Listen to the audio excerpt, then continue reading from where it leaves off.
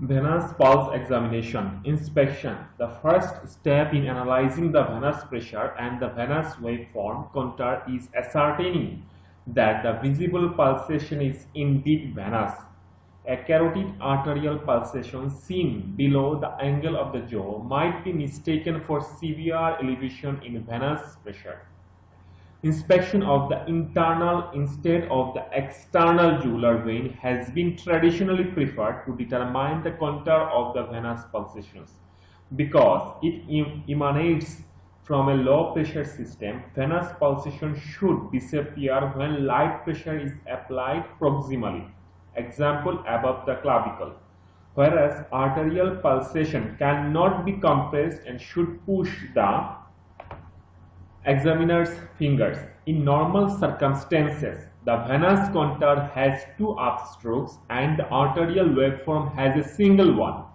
This feature, however, should not be used in isolation because rhythm abnormalities such as atrial fibrillation with loss of the A wave or severe tricuspid regurgitation will lose the double venous upstroke. Lastly, venous waveforms show respirophasic changes, with its waveforms becoming more prominent on inspiration, although the venous pressure itself might drop slightly or remain unchanged. Estimation of venous pressure. The proper technique used in the estimation of central venous pressure is often confusing to the novice examiner. Estimation of central venous pressure is a crucial part of the physical examination. Not only cardiologists, but all clinicians should to be very familiar with the method. Its importance in the diagnosis and management of patients is clearly stated in the American College of Cardiology, American Heart Association Heart Failure Guidelines. An elevated venous pressure is the equivalent of a dilated inferior vena cava on echocardiography, which does not collapse with inspiration and is the first clue to hemodynamic decompensation. Estimated central venous pressure is measured in centimeters of water because it represents the height of a column of fluid. Thus, the venous pressure in centimeter of water does not equal the right atrial measure in millimeter mercury at catheterization. 1 centimeter of water equal to 0.74 millimeter mercury. Central venous pressure is recognized on physical examination as the vertical distance from the highest point of the visible jugular venous pulsation to the right atrium. The internal jugular vein is typically the one analyzed. The sternal angle or angle of Lewis, which corresponds to the manubriosternal junction, has been shown to lay 5 cm above the level of the mid-right atrium. Therefore, estimated central venous pressure equals the vertical distance of the maximum visible jugular venous pulse to the angle of Lewis plus 5 cm. The head of the bed should be adjusted in order to optimize analysis of the venous pulsations so that the highest point where venous pulsations can be identified is to be used as the reference point. In patients with very elevated central venous pressure, such as seen in constrictive pericarditis, the top of venous pulse might not be seen until the patient is standing. Conversely, in patients with low central venous pressure, the patient might be almost supine until venous pulsations can be appreciated. Thus, failure to perform inspection of the neck in different positions might lead to misinterpretation of central venous pressure. There are two simple and practical ways that estimating central venous pressures can be done at the beginning of the physical examination while the patient is sitting at 45 degrees. The lack of a visible pulsation corresponds to a normal venous pressure of less than 8 cm of water. A visible venous pulsation at the level of the clavicle corresponds to 10 cm of water, mid-neck 15 cm of water, and angle of jaw 20 cm of water. Another method is to simply report out the height of the venous pulsation above the angle of Lewis at 45 degrees. In the normal patient without cardiac disease, the venous pressure is less than 3 cm above the angle of Lewis. If pulsations cannot be visualized, the venous pressure is most likely normal, but it is necessary to lower the head of the bed until a pulsation is seen to ensure that the venous pressure is not so high that pulsations cannot be seen. Although the terms jugular venous distension and elevated central venous pressure are frequently used interchangeably, the central venous pressure should always be quantitated objectively. Jugular venous distension might be seen in primary venous disorders, example in superior vena cava syndromes. This figure shows estimation of central venous pressure. The central venous pressure corresponds to the vertical distance from the highest point of the visible jugular venous pulsation to the right atrium, irrespective of the angle at which the patient is examined. The examiner should adjust the head of the bed in order to optimize visualization of the jugular pulsations. In patients with low or normal right filling pressures, the venous pulsation might be hidden behind the sternum at higher angles. Conversely, in patients with very elevated central venous pressures, jugular pulsations might not be seen unless the patient is sitting upright or standing up. Here the picture shows internal jugular vein, angle of Lewis, right atrium. Now, normal venous pulse. After central venous pressure has been estimated, the examiner then should focus on the venous contour, similar to the technique used for the estimation of venous pressure. The head of the bed should be adjusted to provide optimal visualization of the venous pulsations. The normal jugular venous contour has two upstrokes, A and V waves, and two downstrokes, X and Y descents. A third positive wave, the C wave, is seen on right atrial pressure tracings but is not usually visualized on the neck veins. Positive waves are typically more easily appreciated on inspection than the descents. The A wave corresponds to atrial systole and is followed by X descent, which is the result of two phenomena, atrial diastole and apical displacement of tricuspid annulus during ventricular systole. The origin of the C wave had been controversial, but it appears that the inflection seen on the jugular wave recordings results from the contiguous carotid pulsations rather than tricuspid valve closure. The V wave represents venous return, whereas the Y descent occurs with opening of the tricuspid valve and early diastolic filling of the right ventricle. In normal subjects, the right atrial A wave is larger than the V wave. In normal subjects, the right atrial A wave is larger than the V wave.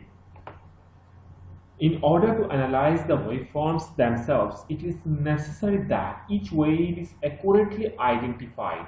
Proper timing can be achieved by simultaneous palpation of the patient's left or contralateral carotid with the examiner's right hand, or simultaneous auscultation of the precordium. The A wave precedes the carotid upstroke and the first heart sound. Once the A wave has been identified, the second positive deflection should be V wave.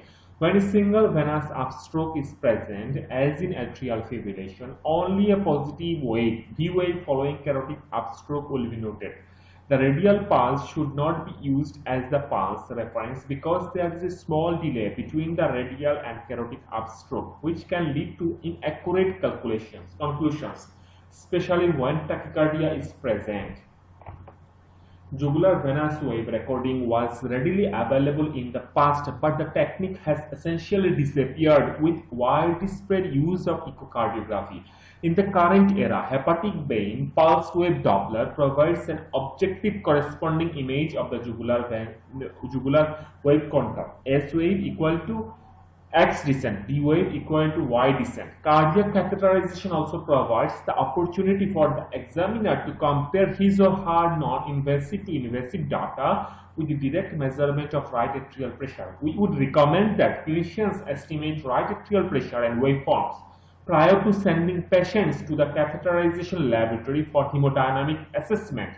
This process will result in calibration of the examiner's physical examination skills and more accurate appreciation of the findings.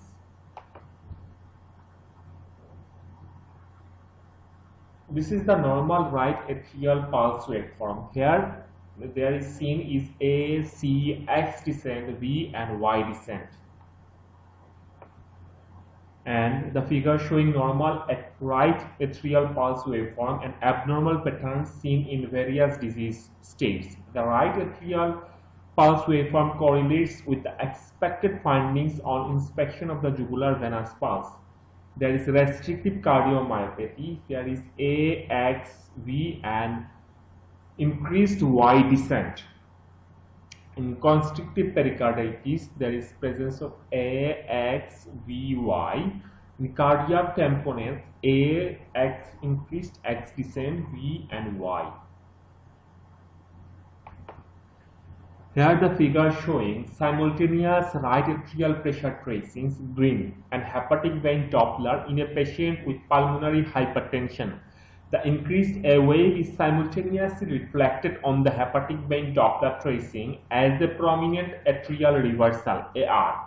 Prominent atrial reversal. There are also prominent X descents with prominent systolic waves, as hepatic vein Doppler findings mirror right atrial pressure tracings and can be used for confirmation of jugular venous examination findings. Now, abnormal venous pulse, abnormalities of the airway, abnormalities of the airway. Abnormalities of the airway can result from primary right-sided valvular disease,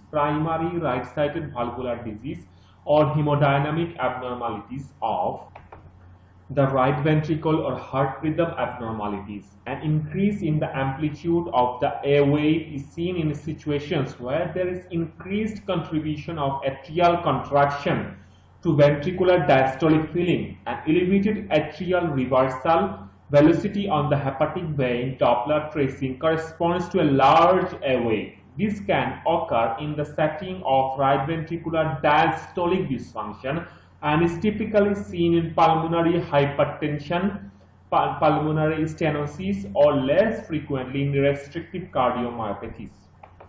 Classically described in rheumatic tricuspid stenosis, very enlarged airwaves, giant airwaves, will be present secondary to atrial contraction against a stenotic tricuspid valve. The occurrence of very large airwaves as opposed to large V wave is primarily encountered in patients being evaluated for tricuspid prosthesis obstruction with an elevated diastolic gradient. Atrial fibrillation is characterized by the absence of organized atrial contraction. Thus, in patients with atrial fibrillation, the airway will be absent. In atrial flutter, small regular flutter waves can be seen instead of A waves, initially described as a delay between A and V waves on the jugular venous pulse. The diagnosis of first-degree atrioventricular block or Wenckebach phenomenon features on neck veins is of historical interest. The presence of brisk, extremely prominent airwaves, the so-called Cannon airwaves, are still valuable in clinical practice. These are the result of atrial contraction against a closed tricuspid valve. Variable Cannon airwaves suggest the diagnosis of complete heart block in patients with new onset bradycardia, and its occurrence in wide complex tachycardia is diagnostic of ventricular tachycardia rather than aberrancy. Now, abnormalities of the X descent. The most common abnormality observed in clinical practice is the blunting of X descent that is seen in atrial fibrillation. Atrial fibrillation results in a loss of atrial contraction as well as atrial relaxation, leading to this abnormality. The corresponding finding is a reduced or absent systolic forward flow S wave on the hepatic vein Doppler tracing. In patients with myopathic diseases, annular motion can be markedly reduced as evidenced by low tissue Doppler velocities, and thus the X descent will be blunted. Lastly, in patients with tricuspid regurgitation, A positive V wave will take the place of the X descent. Increased amplitude of X descents, deep X descents are classically seen in constrictive pericarditis as the result of both enhanced annular descent and preserved atrial relaxation.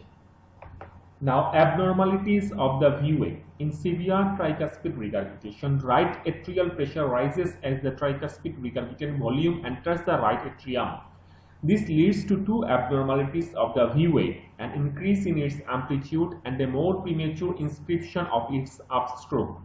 The large V wave occurs throughout systole and thus should be timed with the carotid pulsation.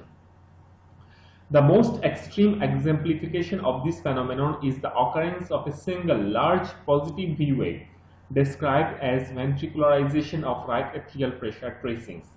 These will manifest as a systolic reversal of flow on the hepatic vein Doppler tracing. Now, abnormalities of the Y descent. Increased amplitude of the Y descent can be seen in any disease that leads to prominent rapid filling of the right ventricle in early diastole. This can be seen in tricuspid regurgitation with or without elevation in right heart filling pressures, but also in abnormalities of right ventricular diastolic function, such as restrictive cardiomyopathy and constrictive pericarditis. The early rapid filling is seen as a prominent early diastolic forward flow on the hepatic vein Doppler velocity curve, with a high initial E velocity and short deceleration time on the tricuspid inflow velocity curve. Conversely, in cardiac tamponade, there is blunting of the Y descent given the impaired ventricular filling due to elevated intrapericardial pressures preventing early rapid filling. Reduction in amplitude and slope of the Y descent is seen in tricuspid valve native or prosthetic stenosis. Kussmaul sign. Kussmaul sign is characterized by an increase in jugular venous pressure associated with inspiration, as opposed to usual drop that is seen in normal individuals. Although described in constrictive pericarditis, the sign can be present in any disease associated with severe elevation in right-sided filling pressures. Abdominojugular reflex, also known as hepatojugular reflux. The term abdominojugular reflux better describes the maneuver when the examiner applies a gentle pressure to the center of the patient's abdomen around the umbilicus. As abdominal pressure is applied, there is a transient minor increase in jugular central venous pressure and an accentuation of jugular venous waveforms. The patient should be made aware of the maneuver in order to avoid sudden abdominal muscle tension and an elevation in intrathoracic pressure similar to the ones seen with Valsalva maneuver. Normally, these changes will only last a few beats, around 5 seconds, despite continued pressure, and the venous pressure will return to baseline. A sustained response lasting more than 10 to 15 seconds suggests elevated right-sided filling pressures. This is the abdominojugular reflex. This figure showing abdominojugular reflux response in patient with heart failure. Right atrial pressure tracings illustrate the abdominal sustained elevation in right filling pressures while pressure is applied to the patient's abdomen. The patient should be instructed to breathe normally during the maneuver as illustrated here. Here, inspiration marked by asterisks. Here the right atrial pressure tracings in a normal individual, showing drops in mean right atrial pressure associated with inspiration. The arrows are showing this.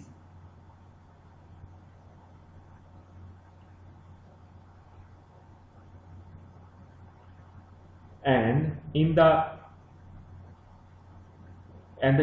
Kussmaul sign corresponds to failure of mean right atrial pressure to drop on inspiration, as observed in this patient with constrictive pericarditis. Here this figure showing giant A waves seen in tricuspid valve stenosis. Right atrial pressure tracings left showing very large A waves, which are also appreciated by hepatic vein pulse wave Doppler.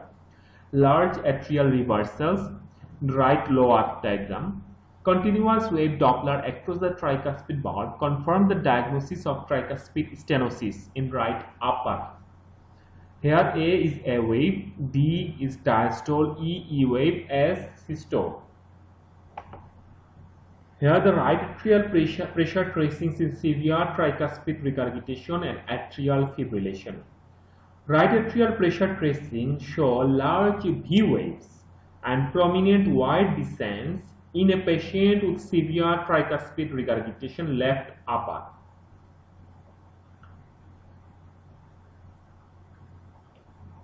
And large systolic reversals SR and prominent diastolic D waves are also seen on hepatic vein pulse Doppler left lower.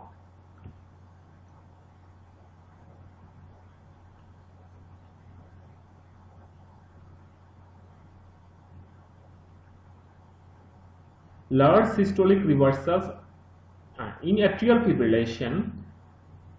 Right atrial tracings, right upper, show loss of A waves with blunting of the X descent. This is also illustrated by hepatic vein Doppler, right lower, which shows absence of systolic waves and prominent diastolic waves. Here is the right lower diagram. The right lower diagram showing absence of systolic waves, S waves, and prominent diastolic waves, D waves.